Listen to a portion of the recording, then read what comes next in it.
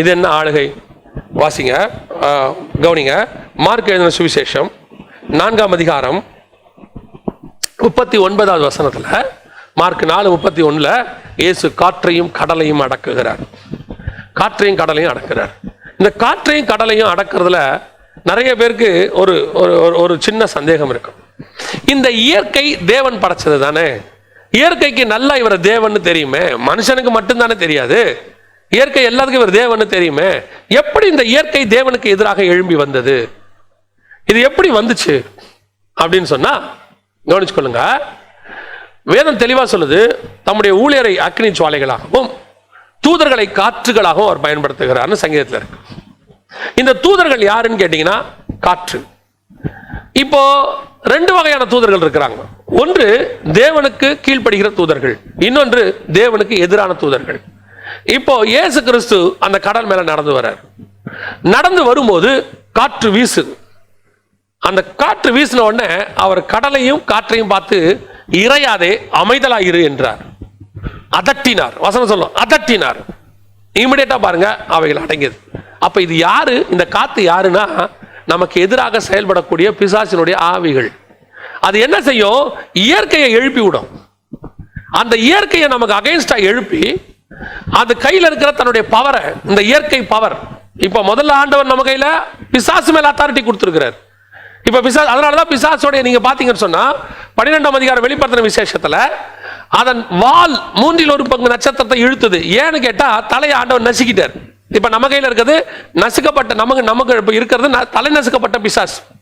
So வால் தான் இருக்கு, வால் துடிச்சுக்கிட்டு இருக்குது. இந்த துடிக்கிற வாழை பார்த்தே பயப்படுறவங்க நிறைய பேர் இருக்கிறாங்க. ஏற்கனவே ஆண்டவர் தலையை நசுக்கிட்டார், இப்ப அதோட வால் மட்டும்தான் ஆடிக்கிட்டு இருக்கு. இப்ப அந்த வாழை வச்சுட்டு அது என்ன பண்ணுது? தம்முடைய தூதர்களை ஏவி நமக்கு எதிராக இயற்கையை திருப்போம். காற்று, இந்த எபேசியர் புஸ்தகம் 2ஆம் அதிகாரத்தில் நம்ம ஏற்கனவே ஃபைனல் கால்ல ஒன்றில் பார்த்துருக்கிறோம். 2ஆம் அதிகாரத்தில் இந்த வானம் ஆகாயத்து பிரபு ஆகிய அப்படின்னு இருக்கும். ஆகாயத்து பிரபு அப்படின்னா என்ன அர்த்தம்னா விண்ட், அதாவது பிரின்ஸ் ஆஃப் விண்ட் அப்படின்னு இருக்கும் சில டிரான்ஸ்லேஷன்ல. இந்த காத்துக்கு ஒரு தூதன் இருக்கிறான், அவன் நமக்கு அகைன்ஸ்டா போராடுவானா. இப்போ அந்த காத்துடைய காலம் இது. இந்த காத்து தான் நமக்கு அகைன்ஸ்டா போராடுது. இந்த வைஃபை இது எல்லாமே இது நமக்கு அகைன்ஸ்டா இருக்கு. இது எல்லாமே கர்த்தர் நம்ம கையில் இதுக்கு மேல அதிகாரத்தை கொடுத்தாருங்கிறதுக்கு ஒரு ப்ரூஃப் இருக்கு. அதுக்கு தான் இப்ப நான் சொல்ல வரேன். இந்த கடைசி காலத்துல நம்ம எல்லாருக்கும் ஒரு காரியம் இருக்கு. நமக்கு அகைன்ஸ்டா வேர்ல்டு கவர்மெண்ட் எதை வச்சு? RFID வச்சு, இந்த வைஃபை வச்சு, இந்த இன்டர்நெட்டை வச்சு எல்லாம் நம்மளை சர்வைல் பண்றாங்க. அப்படியே ஃபுல்லா சர்வைலன்ஸ், ஃபுல்லா நம்மளை கவர் பண்ணி பார்க்குறாங்க.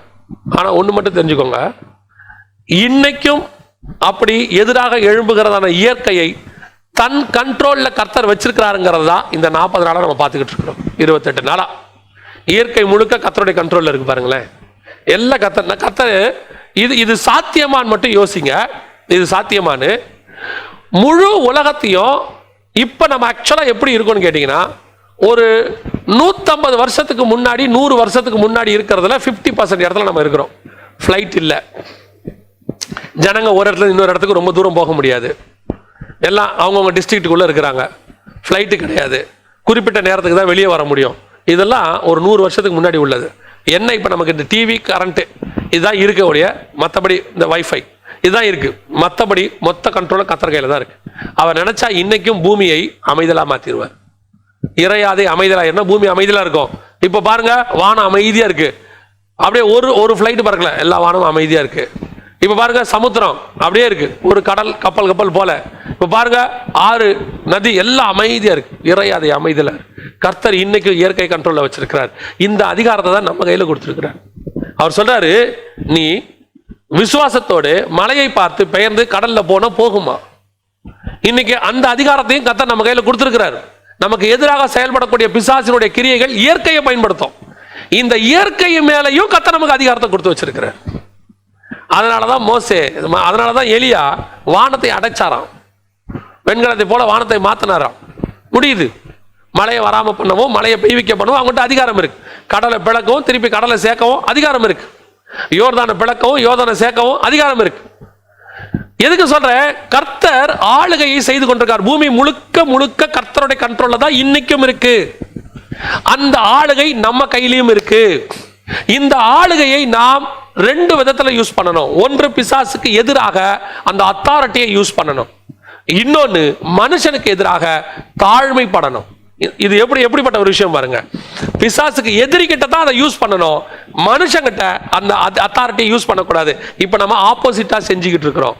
இப்ப ஆண்டவர் நினைச்சாருன்னா யோசிச்சு பாருங்க, தன்னுடைய அத்தாரிட்டியை மனுஷங்கிட்ட காட்ட ஆரம்பிச்சா மனுஷன் நம்ம இருக்க முடியுமா? அந்த பூமியில இருக்கவே முடியாது. இப்ப அந்த ஆளுகையை இயேசு நம்ம கையில கொடுத்திருக்காரு. எதுக்காக? இன்னைக்கு நிறைய பேர் தனக்கு கொடுக்கப்பட்ட ஆளுகையை மிஸ்யூஸ் பண்ணிக்கிட்டு இருக்கிறாங்க. இப்ப அந்த ஆளுகை முழுவதுமாக என் கையில் கொடுக்கப்பட்டிருக்கு. நான் என்ன செய்ய போகிறேன்? இயேசு அந்த ஆளுகை வந்தபோது முடிவு பரியந்தம் தன்னை தாழ்த்தினார். சிலை எடுத்துக்கொண்டு அதை ஸ்ரீஷருடைய கால்களை கழுவத் தொடங்கினார். எனக்கு எதிராக பேசும்போது, எனக்கு எதிராக துப்பும் போது, எனக்கு எதிராக குட்டும் போது, என்னை சிலுவையில் அறையும் போது, என்னை நிர்வாணப்படுத்தின போது அவர் அமைதியாக இருந்தார். இத்தனைக்கும் உலகத்தினுடைய சகல ஆளுகையும் அவர் கையில் இருக்கு. இன்னைக்கு நமக்கு வீட்டில் ஒரு கணவனுங்கிற அத்தாரிட்டி வந்துருச்சுன்னா அந்த அத்தாரிட்டி எதுக்கு? அந்த குடும்ப நலனுக்காக. அதான் எப்பவும் சொல்லுவேன், வேதம் சொல்லுது, மனைவியினுடைய சரீரத்திற்கு அவன் அதிகாரின்னு இருக்கு. அதிகாரம் வேற, சர்வாதிகாரம் வேற. இப்ப கர்த்தர் அதிகாரத்தை கொடுத்திருக்கிறார் கணவனுக்கு. ஃபேமிலியில எந்த அதிகாரத்தை கொடுத்திருக்கிறார் தெரியுமா? மனைவியை நடத்துவதற்கான அதிகாரம். இப்ப நம்ம ஒரு முதலமைச்சருக்கோ எல்லாருக்கும் எலெக்ஷன்ல அதிகாரத்தை கொடுத்திருக்கிறோம். எதுக்காக? நம்மை பாதுகாப்பதற்காக தான் அந்த அதிகாரம், நம் நலனுக்காக அந்த அதிகாரம், நம்மளுடைய சேஃப்டிக்காக அந்த அதிகாரம். இப்ப அந்த அதிகாரத்தை அவங்க இஷ்டப்படி நம்ம நலனுக்கு எதிராக பயன்படுத்தினா அதுக்கு பேர் தான் சர்வாதிகாரம். அப்ப ஆண்டவர் கணவனுக்கு அதிகாரம் கொடுத்திருக்கிறார் மனைவியின் சரீரத்தின் மேல, குடும்பத்தில். எதுக்காக? அந்த குடும்பத்தை நடத்துவதற்கு, மனைவியை காப்பாற்றுவதற்கு, பிள்ளைகளை காப்பாற்றுவதற்கு தான் அந்த அதிகாரம். அப்ப கணவன், நான் யார் தெரியுமா? இந்த குடும்ப தலைவன் சொல்லி தான் இஷ்டப்படி குடும்பத்தை சின்னாபின்னப்படுத்தி மனைவியை அடித்து தன் இஷ்டப்படி அவன் நாசப்படுத்துவானால் அது சர்வாதிகாரம், அதிகார துஷ்பிரயோகம். இதைத்தான், இந்த டிஃபரன்ஸை தான் நான் சொல்ல வரேன். எனக்கு ஆண்டவர் கொடுத்திருக்கிறது அடுத்தவங்க நன்மைக்காய் செய்வதற்கான அதிகாரம். அந்த ஆளுகை எதற்கு? அவர்களை நன்மையாய் நடத்துவதற்கு. இப்ப இயேசு கிட்ட அந்த மொத்த ஆளுகையும் வந்துச்சு. அந்த ஆளுகை எதற்கு? பிதாவே இவர்களை மன்னியும். நம்ம கிட்ட அதிகாரம் வந்த உடனே ஆடக்கூடாது, அதிகாரம் வந்த உடனே பெருமை வரக்கூடாது, அதிகாரம் வந்த உடனே கோபம் வரக்கூடாது. ஏன்னா அதிகாரம் வந்தா தானா கோபம் வரும், ஒரு ஒரு அகம்பாவம் வரும், தலை கனம் வரும். எங்கிட்ட எவ்வளவு அத்தாரிட்டி இருக்கு, என்ன பார்த்தா நான் இந்த கமிட்டிக்கே தலைவர், நான் இந்த இடத்துக்கு ஏரியா தலைவர், என்ன பார்த்து நான் பிஷப், என்ன பார்த்து நான் பாஸ்டர், என்ன பார்த்து நான் எவ்வளவு பெரிய எவாஞ்சலிஸ்ட், என்ன பார்த்து இன்னைக்கு எல்லாருக்கும் இருக்கு. கொஞ்சம் ஒரு 5000 பேர் கூட்டத்துக்கு வந்துட்டாங்கன்னா உடனே தலைக்கு மேல கனம், பெருமை. அப்படியே ஒரு ஆபீஸ்ல ஒரு பெரிய போஸ்டிங் கிடைச்சா உடனே கீழே இருக்கிறவனெல்லாம் அப்படியே எறும்பு மாதிரி பார்க்கறது. கவனிச்சுக்கொள்ளுங்க, கர்த்தர் கொடுத்திருக்கிற அத்தாரிட்டி எதற்கு தெரியுமா?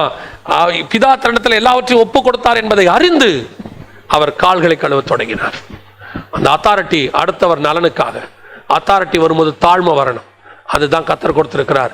நம்முடைய அத்தாரிட்டியை, அதிகாரத்தை, ஆளுகைய பிசாசு மேலையும் இயற்கை மேலையும் தான் செலுத்தணும், மனுஷன் மேல அன்பு செலுத்தணும். இதுக்கு தான் கர்த்தர் அத்தாரிட்டியை கொடுத்திருக்கிறார். நாம ஜெபம் பண்ண போகிறோம். சர்வ வல்லமையுள்ள எங்கள் ஆண்டவரே, இந்த அருமையான நேரத்திற்காக நமக்கு ஸ்தோத்திரம். ஆண்டவரே, சபையை ஒரு அதிகாரத்தோடு கூட வைத்திருக்கிறீர் பூமியில. எதற்காக? மக்களை வாழ வைக்கவும் பிசாசுக்கு எதிராக போராடவும் வச்சிருக்கிறீங்க. பிசாசுகளை துரத்தவும் மக்களை ஆசீர்வதிக்கவும் தான் சபை.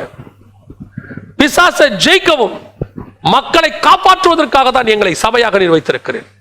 இது எங்களை நீங்க வச்சது, பூமியில வச்சதுக்கான அந்த திட்டத்தை நீர் இன்னைக்கு வெளிப்படுத்துகிறீர் தகப்பனே. ஒரு சபை, ஒரு ஊழியன், ஒரு விசுவாசி இந்த பூமியில இருப்பதற்கு அதுதான் காரணம். அந்த அத்தாரிட்டி எங்க கையில கொடுத்ததுக்கு அதுதான் காரணம். ஒரு ஜனங்களுக்கு தீமை வரும்போது, ஒரு வைரஸ் வரும்போது, ஒரு வியாதி வரும்போது, பலகீனம் வரும்போது இந்த அத்தாரிட்டியை பயன்படுத்தி ஜனங்களை காப்பாற்றுவதற்காக தான் திருச்சபை. அதே நேரத்தில் ஜனங்களுக்கு விரோதமாக பிசாசுகள் எழும்பி கிரியை செய்யும் போது அந்த பிசாசுகளை நிர்மூலம் பண்ணவும் அவைகளை விரட்டவும் தான் சபை. ஆண்டவரே, இதை நாங்க மாத்தி யூஸ் பண்ணிட்டு இருக்கிறோம். ஜனங்க மேல அத்தாரிட்டியை செலுத்திக்கிட்டு இருக்கிறோம், ஜனங்களை விரட்டிக்கிட்டு இருக்கோம், ஜனங்களை மிரட்டிக்கிட்டு இருக்கோம், ஜனங்க கிட்ட எங்க பவரை காட்டிக்கிட்டு இருக்கிறோம். ஆனா பிசாசுக்கு முன்பாக நடுங்கிக்கிட்டு இருக்கோம். எங்களை மாத்துங்க ஆண்டவரே, எங்களை மாத்துங்க. இன்னையிலிருந்து எங்க அத்தாரிட்டி பிசாசுக்கு மேல இருக்கட்டும், எங்க அன்பு ஜனங்க மேல இருக்கட்டும். சபை ஜனங்க இடத்துல அன்பை காட்டவும், பிசாசு இடத்துல அதிகாரத்தை காட்டவும் நீர் வைத்தபடினால உமக்கு ஸ்தோத்திரம். உங்களுடைய பரலோகத்தினுடைய பிளானை நீர் எங்களுக்கு வெளிப்படுத்தி கொடுத்த தயவுக்காய் ஸ்தோத்திரம். உங்களுடைய மகிமை மூடிக்கொள்ளட்டும். ஆசீர்வதி. உமக்கு சித்தமானால் தொடர்ந்து நாங்கள் சந்திக்க கிருபை பாராட்டும். எங்கள் ஆண்டவர் இயேசுவின் நாமத்தில் பிதாவே.